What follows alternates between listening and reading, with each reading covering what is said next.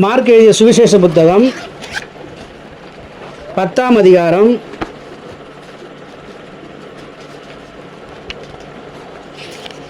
10ஆம் அதிகாரம் இருக்கா?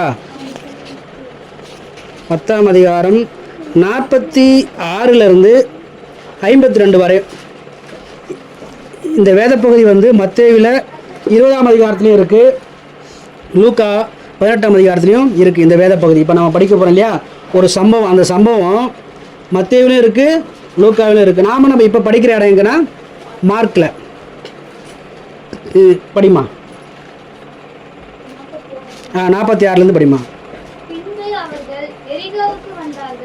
அவரும் அவருடைய சீஷர்களும் திரளான ஜனங்களும் எரிகோவை விட்டு புறப்படுகிற போது திமேயுவின் மகனாகிய பர்திமேயு என்கிற ஒரு குருடன் வழி அருகே உட்கார்ந்து பிச்சை கேட்டுக் கொண்டிருந்தான். அவன் நசரேயனாகிய இயேசு வருகிறார் என்று கேள்விப்பட்டு, இயேசுவே, தாவீதின் குமாரனே, எனக்கு இரங்கும் என்று கூப்பிடத் தொடங்கினான். அவன் பேசாதிருக்கும்படி அநேகர் அவனை அதட்டினார்கள். அவனோ, தாவீதின் குமாரனே, எனக்கு இரங்கும் என்று முன்னிலும் அதிகமாய் கூப்பிட்டான். இயேசு நின்று அவனை அழைத்து வர சொன்னார். அவர்கள் அந்த குருடனை அழைத்து, திடன் கொள், எரிந்திரு, உன்னை அழைக்கிறார் என்றார்கள். உடனே அவன் தன் மேல் வஸ்திரத்தை எரிந்துவிட்டு எழுந்து இயேசுவினிடத்தில் வந்தான். இயேசு அவனை நோக்கி, நான் உனக்கு என்ன செய்ய வேண்டும் என்றிருக்கிறாய் என்றார். அதற்கு அந்த குருடன், ஆண்டவரே, நான் பார்வையடைய வேண்டும் என்றான். இயேசு அவனை நோக்கி, நீ போகலாம், உன் விசுவாசம் உன்னை ரட்சித்தது என்றார். உடனே அவன் பார்வையடைந்து வழியிலே இயேசுவுக்கு பின் சென்றான். ஆமென். அல்லேலூயா. இந்த இடத்துல பார்க்கறதான ஒரு சம்பவம், ஒரு குருடன், ஒரு குருடன் பார்வையடைகிற ஒரு சம்பவம் மத்தேயுவிலும் இருக்குது, லூக்காவிலையும் இருக்குது. அந்த புத்தகத்தில் 2 பேர் போட்டிருக்கோம், ஆனால் இந்த இடத்துல 1 தான் போட்டிருக்கு, ஒரு குருடன் சொல்லி தான் போட்டிருக்கு. ஆனால் இந்த இடத்துல பார்க்கும்போது நம்ம இன்றைக்கு தெரிஞ்சுக்கொள்கிற காரியம் என்னென்னா, அந்த குருடன் பார்வையடைந்தான் இல்லையா, இன்றைக்கு கூட நாம் அநேக நேரங்களில் ஆவிக்குரிய குருடர்களாக இருக்கிறோம். எப்படி இருக்கிறோம்? ஆவிக்குரிய குருடர்கள். கண்ணுலாம் இருக்குது, சரீரத்தில் கண் இருக்குது, ஆனால் உள்ளே இருக்கிற மனுஷனுக்கு கண் இல்லை. அவன் என்ன செய்யறான்? அநேக நேரங்களில் கண்ணு தெரியாத என்ன செய்வாங்க? இடறி விடுவாங்க இல்லையா. கீழே பள்ளம் இருந்ததுன்னா தெரியுமா உங்களுக்கு? இப்போ எனக்கு திடீர்னு கண்ணு தெரியல, என்ன செய்வேன்? நடந்து போகும்போது சரியாக கவனமாக போகல, என்ன செய்வேன்? இடறி விழுந்துருவேன், பள்ளத்தில் விழுந்துருவேன். கண் இருக்கிறவங்களே விழுந்துடுறாங்க, கவனம் இல்லாமல் என்ன செய்கிறாங்க? கவனக்குறைவாக அப்படியே வேடிக்கை பார்த்துட்டே போய் என்ன செய்கிறாங்க? கீழே விழுந்துடுறாங்க. எச்சரிக்கையாக இல்லாமல் அவங்க என்ன செய்கிறாங்க? விழுந்துடுறாங்க. ஆனால் அப்போ கண் இல்லாதவங்க என்ன செய்வாங்க? ரொம்ப கவனமாக இருக்கணும். அதுபோல் இன்றைக்கு சபைகளில், கிறிஸ்தவ வட்டாரங்களில் எப்படி இருக்கிறாங்கன்னா, ஆவிக்குரிய குருடர்களாக இருக்கிறாங்க. மாம்ச கண்ணை பற்றி நான் பேசலை, ஆவிக்குரிய கண்ணை பற்றி பேசுகிறேன். அதுதான் சொன்னேன். அந்த ஆவிக்குரிய கண் நல்லா தெளிவாக இருக்கணும்னு சொன்னால் என்ன பண்ணணும்? வேதத்தை வாசிக்கணும். அப்போ தான் தெளிவாகும் கண் நல்லா தெளிவாக சொல்லணும். நம்ம சரீர கண் நல்லா தெளிவாக தெரியணும்னா என்ன செய்வோம்? கண் நல்லா தெரியணுன்றதுக்கு என்ன செய்வோம்? மீன் வாங்கி சாப்பிடுவோம், முட்டை வாங்கி சாப்பிடுவோம், கீரை சாப்பிடுவோம், இரும்பு சக்தி இருக்கிறதான பொருளாக வாங்கி சாப்பிடுவோம். எதுக்கு? கண் நல்லா தெரியும் சொல்லி. கண்ணுக்கு. எந்த கண்ணுக்கு? வெளியில் இருக்கிற கண்ணுக்கு. ஆனால் உள்ளே இருக்கிற கண்ணுக்கு என்ன செய்வோம்? உள்ள கண் இருக்குதா? உள்ள மனுஷன் இருக்கிறானே தெரியல. நிறைய பேருக்கு என்ன தெரியல? உள்ள மனுஷன் இருக்கிறானே தெரியல. இப்போ நான் நிற்கிறேன் அவங்க கண்ணு முன்னாடி, இந்த சரீரம் என்ன செஞ்சிடும்? ஒரு நாள் அழிஞ்சு போயிடும். செத்து போனதுக்கப்புறம் என்ன செய்வாங்க? புதைச்சிடுவாங்க மண்ணில். ஆனால் உள்ள ஒரு மனுஷன் இருக்கான் பார்த்தியா, அப்போ தான் வெளியே வருவான். என்ன செய்வாங்க? அப்போ தான் வெளியே வருவான். வெளியே வந்து எங்கே போனவன்? தன்னை உண்டாக்கின கடவுள்கிட்ட போகணும். தன்னை உண்டாக்கின கடவுள்கிட்ட போகிறதுக்கு வெளியில் இருக்கிற இந்த மனுஷன் செய்கிற கிரியை பொறுத்து தான் இருக்குது. வெளியில் இருக்கிற மனுஷன் ஒழுங்காக நீதி நியாயமாக கடவுள் பிரியமாக வாழ்ந்துருந்தா, உள்ளே இருக்கிற மனுஷன் என்ன செய்வான்? தன்னை உண்டாக்கின தேவனிடத்துக்கு போவான். அப்படி இல்லைனாக்கா அவன் எங்கே போவான்? நித்தியமாக அழிவுக்கு நேராக போவான். அப்போ உள்ளே இருக்கிற மனுஷன் நல்லா ஆரோக்கியமாக இருக்குன்னு சொன்னால், அவன் கண்ணு நல்லா தெரியணும்னு சொன்னால் என்ன செய்யணும்?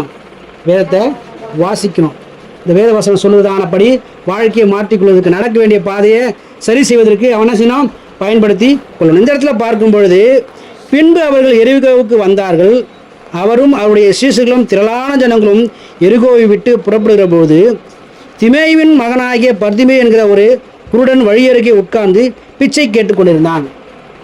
இந்த இடத்துல பார்க்குறோம், அந்த பிச்சை கேட்குறான் இல்லையா ஒரு மனுஷன், அவன் யார்? அவன் பர்திமேயு, குருடன். அவன் யார்? குருடன். அப்புறம் அவன் பேர் பர்திமேயு. அப்புறம் அவங்க அப்பா பேர் திமேயு. அப்போ அந்த இடத்துல எப்படி சொல்லியிருக்காங்க பார்த்தீங்களா? கடவுள் என்ன செய்கிறாருங்க, நல்லா விழாவிலையாக சொல்லுவார், தம்பி உன் பேர், உங்கள் அப்பா பேர், உங்கள் தாத்தா பேர் எல்லாத்தையும் கடவுள் என்ன செய்வார், சொல்லுவார். ஏன்னா அவருக்கு எல்லாமே தெரியும், அவருக்கு மறைவானது ஒன்றுமே கிடையாது. அந்த இடத்துல இருக்கிற மனுஷனை குறித்து அங்கே விழாவறியாக சொல்கிறாங்க. அவன் யார், அவன் பேர் என்ன, கண்ணு தெரியாது இருக்கான அவன் பேர் என்ன, அவங்க அப்பா பேர் என்ன, எல்லாமே அங்கே என்ன செய்யிருக்கு சொல்லப்பட்டு. கடவுளுக்கு மறைவானது ஒன்றுமே கிடையாது. அந்த வழியில் போகும்போது அங்கே ஒரு பிச்சைக்காரர், ஒரு கண்ணு தெரியாத ஒரு மனுஷன் இருப்பான் அப்படின்னு சொல்லி கடவுளுக்கு தெரியும். அவருக்கு மறைவானது ஒன்றுமே கிடையாது. அந்த இடத்துல பார்க்கும்போது அப்படியே அங்கே சொல்லப்பட்டிருந்தது. அந்த மனுஷன் என்ன செஞ்சாங்க, வழியில் பிச்சை கேட்டுக்கொண்டே இருந்தானா. அவன் நசரேயனாகிய இயேசு வருகிறார் என்று கேள்விப்பட்டு, இயேசுவே தாவீதின் குமாரன் எனக்கு இறங்கும் என்று கூப்பிடத் தொடங்கினான். இவனுக்கு என்ன தெரிஞ்சிருக்கு, இப்போ விஷயம் தெரிஞ்சிருக்கு. என்ன தெரியுது, நசரேயனாகிய இயேசு வராரு. இயேசுன்னு மாத்திரம் இல்லை, அவர் யார், அவர் நசரேயனாகிய இயேசு. நசரேயனானது அது ஒரு விசேஷமாக பிரித்தெடுக்கப்பட்டதான ஒரு காரியம், விசேஷமாக கடவுள் உண்டாக்குறதான கொடுக்கறதான ஒரு காரியம் தான் நசரேய விருதம் சொல்லுவாங்க. கடவுளுக்காக தனியாக பிரித்தெடுக்கப்பட்டதான ஒரு நபர். அவர் என்ன செய்ய மாட்டார், அவருடைய தலைமயிரை வெட்ட மாட்டார், மதுபானம் குடிக்க மாட்டார், திராட்சை ரசம் என்ன செய்ய மாட்டார், அவர் அருந்த மாட்டார். தன்னுடைய சரீரத்தை என்ன செய்வார், அவர் பரிசுத்தமாக பாதுகாத்து கொள்வார். அப்படி சொல்லப்படுதான ஒரு சம்பவம் தான் அந்த நசரேய விரதம். அப்படிப்பட்ட ஒரு நபர் தான் நசரேயனாகிய இயேசு கிறிஸ்து வருகிறார். இப்போ இயேசு கிறிஸ்து குறித்து இவனுக்கு என்ன தெரிஞ்சிருக்கு, யாருக்கு, பர்திமேயுக்கும் தெரிஞ்சிருக்கு இயேசு கிறிஸ்து யார், இயேசு கிறிஸ்து எந்த சந்தையிலேருந்து வராரு, அவருடைய முற்பிதாக்கள் யாருன்னு சொல்லி யாருக்கு தெரிஞ்சிருக்குது, பர்திமேயுக்கும் தெரிஞ்சிருக்குது. இயேசுக்கும் தெரிஞ்சிருக்கு யாருன்னு, இந்த பர்திமேயு யார், பர்திமேயுடைய அப்பா யாரு சொல்லி தெரிஞ்சிருக்குது. அவன் இப்போ கேள்விப்படுறான், யார் இந்த இடத்துல இயேசு வரான்னு சொல்லி கேள்விப்பட்டு அவன் என்ன செய்கிறான், கூப்பிடுறான். என்னென்ன, இயேசுவே தாவீதின் குமாரனே.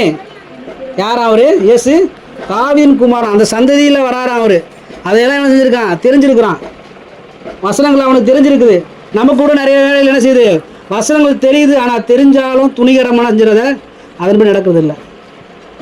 பொறுமையாக இருக்கணும். எப்படி இருக்கணும், பொறுமையாக இருக்கணும், தாழ்மையாக இருக்கணும், சாந்தமாக இருக்கணும், அமைதலாக இருக்கணும், பொறாமப்படக்கூடாது, கெட்ட வார்த்தை பேசக்கூடாது, சண்டை போடவே கூடாது, எரிச்சல் ஆகக்கூடாது. இதெல்லாம் நமக்கு தெரியுமா, தெரிஞ்சு என்ன செய்யறது இல்லை, சில வேலைகளில் அப்படியே மாறிடுறது. சண்டை போடக்கூடாதுன்னு அப்போ தான் சண்டை போடுறது. நீ ஒரு அடி அடித்தா நான் 2 அடி அடிப்பேன், நீ இந்த வார்த்தை சொன்னியா அப்போ நான் வேறு வார்த்தை சொல்லுவேன். உன் வீட்டு வாசலில் மிதிக்க மாட்டேன்னு சொல்லியிருப்பாங்க, நீ சொல்லியிருக்கியா, நான் உன் தெரு பக்கமே வரமாட்டேன். எதில் சொல்லுவாங்க, வைராக்கியத்தில் சொல்லுவாங்க. இதெல்லாம் என்னது, இதெல்லாம் நம்ம செய்யக்கூடாது. நமக்கு தெரியும் கடவுள் எப்படிப்பட்டவர், சாந்த சுரூபி, அமைதியானவர், யார் இடத்துலையும் அவர் செய்ய மாட்டார், கசப்பு வச்சிருக்க மாட்டார், எல்லார்ட்டையும் என்ன செய்கிறாரு, சமாதானமாக அன்பாக இருக்கிறார். அப்போ அவருடைய பிள்ளைகளாகி நாம் என்ன செய்யணும், அப்பா அம்மா தானே பிள்ளை இருக்கணும், அப்படிதானம்மா, அப்பா அம்மா தானே பிள்ளை இருக்கணும். அப்பா மாதிரி பிள்ளைகள்னாக்க என்ன செய்வாங்க, ஊரில் இருக்கிறவங்களாம் கேவலமாக பேசணும். நாமளாம் யாருடைய பிள்ளை, இயேசுனுடைய பிள்ளை. இயேசு எப்படி இருந்தாரோ அதே போல் நாமளும் இருக்கணும். தம்பி நம்மளாம் யாருடைய பிள்ளை, இயேசுடைய பிள்ளை. அப்போ நம்ம எப்படி இருக்கணும், இயேசு மாதிரியே இருக்கணும். நம்ம பேசுகிற பேச்சு இயேசு மாதிரி இருக்கணும். நம்ம நடக்க நம்ம செய்கிற கிரியை, நம்ம மற்றவங்ககிட்ட ஏதாவது சொல்கிறோம்னாக்கா அந்த வார்த்தை சாந்தமாக அமைதலாக, நம்முடைய நேசம் அன்பு எல்லாம் எப்படி இருக்கணும், இயேசு மாதிரி இருக்கணும். அப்படி இல்லைன்னு சொன்னால் நம்ம என்ன கிடையாது, இயேசுடைய பிள்ளை கிடையாது. ஆகையினால அவன் என்ன செய்யறான், தாவீதின் குமாரனே எனக்கு இறங்கும்னு சொல்லி அவன் கூப்பிட்டான். நாமும் கூட சில வேளைகளை நம்ம சோர்ந்து போகும்போது, இடறி போகும்போது ஆண்டவரத்தில், ஆண்டவரே எனக்கு இறங்கும், ஆண்டவரே எனக்கு மனம் இறங்கும் சொல்லி நம்ம கேட்போம்னு சொன்னால் நிச்சயமாக என்ன செய்வார், கர்த்தர் இறங்குவார். அந்த இடத்துல பாருங்கள், அடுத்த வசனம் பார்க்கும்போது, அவன் பேசாதிருக்கும்படி அநேகர் அவனை அதட்டினார்கள். அவனோ தாவீதின் குமாரனே எனக்கு இறங்கும் என்று முன்னிலும் அதிகமாய் கூப்பிட்டான். என்ன இப்போ வந்துச்சு, அவனுக்கு தடை வந்தது. என்ன செய்யக்கூடாது, நீ கூப்பிடக்கூடாது, சத்தம் போடக்கூடாது, ஞாயிற்றுக்கிழமை சாயந்தரம் இந்த வீட்டில் என்ன செய்யக்கூடாது, நீங்கள் சும்மா 4 பேர் சேர்ந்து சத்தம் போடக்கூடாது.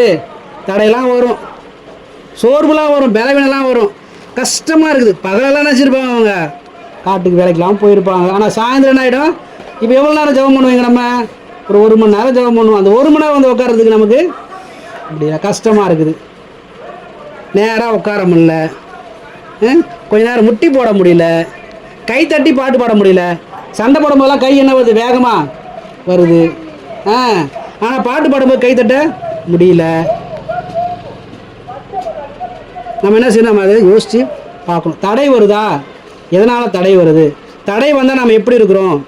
தடை வந்தாலும் அந்த தடையை தகர்த்தெறிந்து நம்ம என்ன செய்யணும், அதிகமாக முன்னிலும் அதிகமாக செய்யாதன்னு சொல்கிறாங்களா, நீ கடவுளுக்கு பிரியமாக நடக்காதுன்னு சொல்கிறாங்களா, இன்னும் அதிகமாக என்ன செய்யணும், நம்ம கடவுளுக்கு பிரியமாய் நடக்கணும். அவன் என்ன செய்கிறானா, சத்தம் போடாத கூப்பிடாத சொல்லும்போது அவன் இன்னும் அதிகமாக என்ன செய்கிறான், கடவுளை கூப்பிட்டான். அவன் முன்னிலும் அதிகமாக கூப்பிட்டான் என்று பார்க்கும். இயேசு நின்று அவனை அழைத்து வர சொன்னார். அவர் அந்த குருடனை அழைத்து, திடன்கொள் எழுந்திரு, உன்னை அழைக்கிறார் என்றார்கள். இப்போ இயேசு கூப்பிட்டோன்னே இயேசு என்ன செய்கிறாரு, கேள்விப்பட்ட உடனே இயேசு உடனே பதில் கொடுக்குறார். இவன் கூப்பிட்ட உடனே பதில் கொடுக்குறார். நாம் கூப்பிட்டா கடவுளை செய்வாரான், பதில் கொள்வார், பதில் தருவார். திடன்கொள், உன்னை என்ன செய்கிறார், கடவுளை அழைக்கிறார். திடன்கொள் சொல்லுவார். திடன் கொள்றதுன்னா என்னது, தைரியமாயிரு, பயப்படாத, தைரியமாயிரு அப்படி சொல்லுகிறார். அங்கே பார்க்கும்போது 145ஆம் சங்கீதம் 8ஆம் வசனம் வாசிக்கலாம். 145 8ஆம் வசனம்.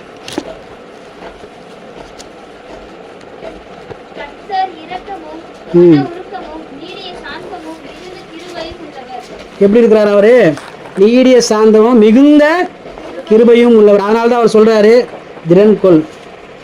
திடன்கொள், பயப்படாத, தைரியமாயிரு சொல்றார். உடனே அவன் தன் மேல் வஸ்திரத்தை எரிந்துவிட்டு எழுந்து இயேசுவிடத்தில் வந்தான். இப்போ என்ன செய்கிறான், உடனே எழுந்து என்ன செய்கிறான், இயேசுவிடத்தில் வரான். அந்த இடத்துல அவன் செய்ததான் ஒரு முக்கியமான காரியம். அதை தான் இன்றைக்கு கிறிஸ்தவர்கள் என்ன செய்கிறது கிடையாது, மறந்து போயிடுறாங்க. சர்ச்சுக்கு வரும்போது என்ன செய்யணும், பைபிள்லாம் எடுத்துகிட்டு வரோம், ஜெபம் பண்ணணும்னு சொல்லி வரோம். ஆனால் நம்முடைய அடையாளத்தை மாற்றுறோமா? அவன் என்ன செஞ்சான், இப்போ அடையாளத்தை என்ன செஞ்சான், மேல் வஸ்திரத்தை என்ன செஞ்சான், தூக்கி போட்டான். இதுக்கு முன்னாடி கண்ணு தெரியாத இருக்கும்போது, பிச்சை கேட்கும்போது என்ன செஞ்சான், ஒரு போர்வையை போட்டிருந்து பிச்சைக்காரன் வேஷம் போட்டிருந்துருப்பான். பிச்சைக்காரன் வேஷம் எப்படி இருக்கும், கிழிஞ்சி போன ட்ரெஸ்ஸாக இருக்கும், அழுக்கு ட்ரெஸ்ஸாக இருக்கும், அப்படி தானே? பிச்சைக்காரன் அப்படி கோட் சூட்டாக போட்டிருப்பாங்க, நல்லா டிப்டாப்பாக ஒயிட் ட்ரெஸ்ஸாக போட்டிருப்பாங்க. ஏதோ ஒரு பழைய ட்ரெஸ்ஸு அதை போட்டுருந்துருப்பான், கிழிஞ்சி போன ட்ரெஸ்ஸாக இருந்திருக்கும். மேலே போடுற போர்வை கூட என்ன செஞ்சுருக்கான், கிழிஞ்சி போயிருக்கும், தச்சு வச்சுருந்துருப்பான். யாரும் அவனுக்கு உதவி செஞ்சுருக்க மாட்டாங்க. அதனால பிச்சை எடுத்துருக்கிறான். உதவி செஞ்சால் பிச்சை எடுப்பான் அவன், ஒன்றும் கிடையாது. அப்படி யாரும் உதவி செய்யறதுனால ஏதோ இருக்கிற பழைசை போட்டு அங்கே வந்திருப்பான், பிச்சை எடுத்துருந்தான். இப்போ ஆண்டவர் அழைக்கிறார் தெரிஞ்ச உடனே அவனுக்குள்ளே இருந்த ஒரு தைரியம் என்னது, இனி இது எனக்கு என்ன செய்யாது, தேவைப்படாது, இனிமேல் இந்த ட்ரெஸ் எனக்கு தேவைப்படாது. யார் என்ன அழைக்கிறது, தாவீதின் குமாரன் அழைக்கிறாரு. தாவீது யாரு, ராஜா. இஸ்ரவேல் வந்ததான மிகப்பெரிய ராஜா யாருன்னா தாவீது ராஜா தான். முதல் ராஜா சவுலு, ரெண்டாவது ராஜா தான் தாவீது. ஆனாலும் சவுலை காட்டிலும் பெரிய ராஜா யார் தான், தாவீது தான். தாவீதுக்கு அடுத்து சாலமன் வந்தார், அவரும் பெரிய ராஜா தான். ஆனால் அவரை காட்டிலும் கடவுள் நேசித்தான ராஜா யார், தாவீது தான். இந்த தாவீது ராஜாவுடைய சந்தையில் வந்ததான இயேசு கிறிஸ்து என்னை அழைச்சிட்டாரு.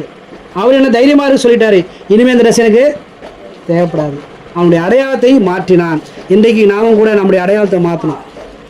என்ன அடையாளத்தை மாற்றணும், இதுக்கு முன்னாடி கடவுள் பிரியமில்லாத ஒரு மனுஷன் அப்படின்னு வாழ்ந்துட்டு இருப்போம். ஐயோ ரொம்ப கோபக்காரங்க அவங்க, பார்த்தா ஐயா அந்த பொண்ணா அது பயங்கரமான கோபமாச்சு, அவன் சண்டைக்காரனாச்சு, அவன் குடிக்காரனாச்சு அப்படின்னு சொல்லி பேர் வாங்கியிருப்போம். ஒரு அடையாளம் வந்துருக்கோம்ல, போலீஸ்கார பையன் சொல்லுவாங்க, அப்புறம் வாத்தியார் பையன் சொல்லுவாங்க. அது என்னது, அடையாளம். இப்போ என்னை பார்த்து அடையாளம் சொன்னால் எங்கள் அப்பா பேரை சொல்லி சொன்னாது ஒரு அடையாளம். அதுபோல் இவன் யாரவன், பிச்சைக்கார வேஷம் போட்டிருந்தான், அதுதான் அவனுடைய அடையாளம். அந்த அடையாளத்தை எடுத்துட்டான். இப்போ நான் யாருடைய பிள்ளை ஆகிட்டேன், மகாராஜாவுடைய பிள்ளை ஆகிட்டேன். அவர் என்ன அழைக்கிறாரு, இனிமேலுக்கு இந்த தேவையில்லை. அவனுடைய அடையாளத்தை மாற்று, நாமும் கூட நம்முடைய அடையாளத்தை மாற்று. நம்மளாம் இனி யார், கடவுளுடைய பிள்ளை, இயேசுடைய பிள்ளை. இதுக்கு முன்னாடி நம்ம எப்படியோ வாழ்ந்துருந்துருக்கலாம், இஷ்டம் போல் மனம் போன போக்கில் நம்ம வாழ்ந்துருக்கலாம். ஆனால் இனி வருகிற நாட்டில் எப்படி இருக்கணுமா, கடவுள் விரும்புகிற பிரகாரம் இருக்கணும். ஏன்னா அவருடைய பிள்ளை ஆகிட்டேன் இல்லையா, அவர் என்ன செய்ய மாட்டார், அப்படி மற்றவங்களுக்கு இடலாக இருக்க மாட்டார். நம்முடைய அடையாளத்தை நாமளும் மாற்றணும். மற்றவங்க இடலாக இருக்கிறதான அந்த அடையாளத்தை மாற்றணும். அவங்களுக்கு ஒரு சிலருக்கு வந்து என்ன செய்யாது, மற்றவங்க பேசுகிறது பிடிக்காது. ஒரு சிலர் மற்றவங்க நம்ம வீட்டுக்கு வர்றது பிடிக்காது, அவங்க வீட்டுக்கு போகிறதும் பிடிக்காது. ஒரு சிலருக்கு சாப்பிட்ற சாப்பாடு பிடிக்காது, ட்ரெஸ்ஸு பிடிக்காது, இவங்க போடுற ட்ரெஸ் அவங்களுக்கு பிடிக்காது, அவங்க சொந்தக்காரங்களை பார்த்தா இவங்களுக்கு பிடிக்காது, அவங்க பிள்ளைங்களை பார்த்தா அப்படி நிறைய காரியங்கள் சொல்லுவாங்க, இதெல்லாம் பிடிக்காது. அதெல்லாம் என்ன, அதெல்லாம் ஒரு அடையாளம், வெளிப்படையாக இருக்கக்கூடியதான பிசாசுடைய தந்திரமான ஒரு அடையாளம். அந்த அடையாளத்தில் நம்ம மாற்றணும். நாமளாம் யாருடைய அடையாளத்தை காண்பிக்கணும்? இயேசு கிறிஸ்துடைய பிள்ளைங்கிற அடையாளத்தை காட்டணும். இயேசு கிறிஸ்து எப்படி எல்லாரையும் சமமாக நினைச்சாரோ, எல்லாரையும் நேசித்தார். அதனால தான் எல்லாருக்காகவும் இயேசு கிறிஸ்து என்ன செஞ்சார்? தன்னுடைய ஜீவனை கொடுத்தார். நாம் அப்படிப்பட்டதான தெய்வத்தை ஆராதிக்கிறோம். நம்முடைய அடையாளத்தை மாற்றி கடவுளுடைய பிள்ளைங்கிறதான அடையாளத்தை நம்ம வெளிப்படுத்தும்படிக்காக நம்ம அடுத்த வசனம் வாசிக்கும்போது அவங்க இப்படியா சொல்லியிருக்கு, இயேசு அவனை நோக்கி, நான் உனக்கு என்ன செய்ய வேண்டும் என்றிருக்கிறாய் என்றார். அதற்கு அந்த குருடன், ஆண்டவரே, நான் பார்வை அடைய வேண்டும் என்றான். அவன் உண்மையை சொன்னான். என்ன சொன்னான்? நான் பார்வை அடையணும்னு சொல்லி கேட்டான். சில வேளை என்ன செஞ்சுருக்கலாம், எனக்கு சரியாக பிச்சை எடுக்கும் வருமானம் கிடைக்கல, சாப்பாடு கிடைக்கல, எனக்கு சாப்பாடு தாங்க. யாரும் என்ன செய்ய மாட்டாங்க? பிச்சை போட மாட்டுறாங்க. எல்லாம் போட்டால் 5 காசு 10 காசு போடுறாங்க. இந்த காலத்தில் 5 காசு 10 காசுலாம் செல்லாது. 1 ரூபா 2 ரூபா கொடுத்தோட பிச்சைக்காரன் வாங்க மாட்டுறாங்க. 10 ரூபா கேட்குறாங்க. அதை கூட நம்மளால் என்ன செய்ய முடியல, கொடுக்க முடியல. ஏன்? நமக்கு பழக்கம் இல்லை. நமக்கு பிச்சை போட்டு பழக்கம் இல்லை. நம்ம பிச்சை வாங்கி தான் பழக்கம். அப்படியா? நம்ம பிச்சை போட்டோம்னாக்கா நம்ம யாருடைய பிள்ளை? ராஜாவுடைய பிள்ளை. நம்ம பிச்சை வாங்கினாக்கா ராஜாவுடைய பிள்ளை கிடையாது. நம்முடைய அடையாளம் அப்படியே தான் இருக்குது. இன்னும் பழைய அடையாளம்னா இருக்குது, அப்படியே இருக்குது. நம்ம அடையாளத்தை மாற்றினாக்கா நம்ம கொடுக்குறவர்களாக மாறணும். ஆனால் இந்த இடத்துல பார்க்கும்போது அவன் உண்மையை சொல்கிறான். ஆண்டவரே, நான் என்ன செய்கிறேன்? கண்ணு தெரியாமல் இருக்கிறேன், எனக்கு கண்ணு பார்வை அடையணும். கண் பார்வை அடைஞ்சிட்டேன், என்ன செஞ்சுருவேன்? நான் பிச்சை எடுக்க வரமாட்டேன், மோசமான தொழிலுக்கு வரமாட்டேன், மற்றவங்க கேவலப்படுத்தக்கூடிய அளவுக்கு என்னுடைய வாழ்க்கையை நான் வச்சிருக்க மாட்டேன், மாற்றிக்கொள்வேன் சொல்லி அவன் ஆண்டவர்கிட்ட உண்மையை சொன்னான். தன்னை தாழ்த்தி சொன்ன, ஆண்டவரே, எனக்கு கண் பார்வை கிடைக்க உதவி செய்யுங்க ஆண்டவர் சொல்லி கேட்டான். ஆண்டவர் கொடுத்தாரா? இயேசு அவனை நோக்கி, நீ போகலாம், உன் விசுவாசம் உன்னை ரட்சித்தது என்றார். உடனே அவன் பார்வையடைந்து வழியிலே இயேசுக்கு பின் சென்றான் என்று பார்க்கும். உடனே அவனுக்கு என்ன கிடைச்சது? பார்வை எப்படி கிடைச்சது? விசுவாசத்தின்படி. நமக்கு எந்த அளவுக்கு விசுவாசம் இருக்கோ அந்த அளவுக்கு தான் கடவுள் நமக்கு நன்மை செய்வார். நமக்கு கொஞ்சம் விசுவாசம் இருந்ததுனாக்கா, கடவுள் மேலே நம்ம கொஞ்சம் தான் நம்பிக்கை வச்சுருப்போம் சொன்னால் கொஞ்சம் தான் கிடைக்கும். நம்ம நிறைய கடவுள் நம்பவும் சொன்னாங்க, நிறைய கடவுளை செய்வார், நமக்கு செய்வார். நம்ம ஒரு 10 ரூபாவை நம்ம கொடுத்துட்டு 1000 ரூபா எதிர்பார்க்கலாமா? 10 ரூபா கொடுத்தா 10 ரூபா தான் நம்ம எதிர்பார்க்கணும். அதுபோல் நம்ம எந்த அளவுக்கு கடவுள் நம்ம நேசிக்கிறோமோ, எந்த அளவுக்கு கடவுளுக்கு நம்ம பிரியமாக, எந்த அளவுக்கு கடவுள் மேலே விசுவாசமாக இருக்கிறோமோ அந்த அளவுக்கு கடவுள் என்ன செய்வாராம்? கிரியை செய்வார். இந்த இடத்துல சொல்லப்படும், உன் விசுவாசத்தின்படியே உனக்கு ஆக கடவுது. நம்ம ஜபங்களில் விசுவாசம் உள்ளவர்களாக ஜெபிக்கிறோமா? நம்ம பேசுறதான வார்த்தை விசுவாசமாக இருக்குதா? மற்றவங்களுக்கு ஆறுதலாக இருக்கா நம்ம பேசுகிறது? இல்லை அவங்கள இவன் பேசினாலே என்ன ஆகிடும்? சோர்ந்து போயிடுவாங்க. ஒரு சிலர்லாம் பேச என்ன ஆகிடுவாங்க? சோர்ந்து போயிடுவாங்க. ஒரு சிலர் பேசினா அவங்க நம்பிக்கை அடைவாங்க, ஒரு உற்சாகம் அடைவாங்க. அப்படி நம்ம எப்படி இருக்கிறோம்? நம்ம பேசுறதை கேட்டு மற்றவங்க உற்சாகம் அடைகிறாங்களா? விசுவாசத்தில் பலன் அடைகிறாங்களா? இல்லை இருக்கிற விசுவாசத்தையே அவங்க என்ன செய்கிறாங்க? பிடுங்கி போட்டுடுறாங்களா? நம்ம பேசுகிற வார்த்தை, நம்ம செய்ததான கிரியை மற்றவங்களுக்கு என்னவாக இருக்கணும்? ஆசீர்வாதமாக இருக்கணும். அவங்களோட வாழ்க்கையில் என்ன செய்யணும்? அது ஒரு மாற்றமாக, ஒரு அதிசயமாக, ஒரு உற்சாகத்தை தரக்கூடியதாக இருக்கணும். அப்படி இருக்கிறோமா? அப்போ இருக்கணும்னு சொல்லி தான் கடவுள் விரும்புகிறார். உன் விசுவாசத்தின்படியே உனக்கு ஆக கடவுது. நம்ம நம்பிக்கையோடு கூட கடவுள் வச்சோம்னாக்கா அந்த நம்பிக்கையின்படியே கடவுள் நம்மளை ஆசீர்வதிப்பார். இந்த பரிதிமை கூடனுடைய வாழ்க்கையிலே அவன் நன்மையை பெற்றுக்கொள்வதற்கு அவனிடத்தில் இருந்தான அந்த விசுவாசம் மிக பெரிதாக காணப்பட்டது. அவனிடத்தில் இருந்த உண்மை மிக பெரிதாக காணப்பட்டது. அவனிடத்தில் இருந்த ஒரு மாற்றம் மிக பெரிதாக காணப்பட்டது. அவனிடத்தில் இருந்தான அந்த தொலைநோக்கு பார்வை, இயேசு யார் என்பதை அவன் அறிந்து வைத்திருந்தான். நாம் எப்படி இருக்கிறோம்? இந்த நாட்டில் கடவுளை ஆராதிக்க முடியாது வந்திருக்கிற நாம, செபிக்க முடியாது வந்திருக்கிற நாம எப்படி இருக்கிறோம்? கடவுளை குறித்து நமக்கு தெரியுமா? கடவுள் யாருன்னு சொல்லி தெரியுமா? இயேசு கிறிஸ்து யாருன்னு தெரியுமா? என்னென்னலாம் செய்வார் தெரியுமா? எப்படி அற்புதம் செய்வார் தெரியுமா? எதுக்காக அது பூமிக்கு வந்தார் தெரியுமா? அதை நாம் தெரிந்திருக்கணும். அவன் தெரிந்து வச்சுருந்தான் பரிதிமேயு. அதனால் ஆண்டவர் அவனை பார்த்து நினைச்சாரு, கூப்பிட்டாரு. தடை வந்தாலும் தடையை மேற்கொண்டு என்ன செஞ்சான்? மறுபடியும் என்ன செஞ்சாவன்? அவன் ஆண்டவர் நோக்கி கூப்பிட்டான். சோர்ந்து போகலை. சத்தம் போடாதான் அதட்டினாங்க. ஒரு பெரிய மனுஷன் வரும்போது குறுக்கில் நின்று ஒருத்தர் சத்தம் போட்டாக்க என்ன செய்வாங்க? எல்லாரும் அதட்டுவாங்க. அதுபோல் அதட்டினாங்க. ஆனாலும் அவன் என்ன செய்யலாம்? சோர்ந்து போல மறுபடியும் அவனுடைய காரியம் நடக்கிற வரைக்கும் அவன் என்ன செய்வான்? தொடர்ந்து கூப்பிட்டான். அதனால் அவனுடைய காரியம் நடந்தது. இயேசு அவனை அழைச்ச உடனே காலதாமதம் தாழ்த்தில் அவன் உடனே தன்னுடைய மேல் அங்கி எடுத்து போட்டான். அவனுடைய அடையாளத்தை மாற்றினான். உடனே அவன் அடையாளத்தை மாற்றினபடினாலே ஆண்டவர் அவனத்தில் கேட்ட, உனக்கு என்ன வேண்டும்? உனக்கு நான் என்ன செய்யணும்னு சொல்லி கேட்டார். உண்மையை மாத்திரம் அவன் பேசுகிறான். நாம் உண்மையை மாத்திரம் பேசுகிறோமா? உண்மை மாத்திரம் பேசணும்னு சொன்னால் நிச்சயமாகவே நம்முடைய விசுவாச அளவின்படியே அவனிடத்திலிருந்து தானே அந்த விசுவாசன்படி அவனுக்கு சுகம் கிடைத்தது. அதுபோல் நம்முடைய வாழ்க்கையில் கூட நம்முடைய விசுவாச அளவின்படி நமக்கு என்ன கிடைக்கும்? சுகம் கிடைக்கும். நம்முடைய ஜெபங்களும் கேட்கப்படும், நம்முடைய தேவைகள் சந்திக்கப்படும். இந்த பூமியில் வாழ்கிற நாட்களில் நாம் மற்றவர்களுக்கு பிரியமாக, மற்றவர்களுக்கு ஆசீர்வாதமாக நாம் வாழும். ஆகினாலே ஆண்டத்தில் நாம் கேட்போம்.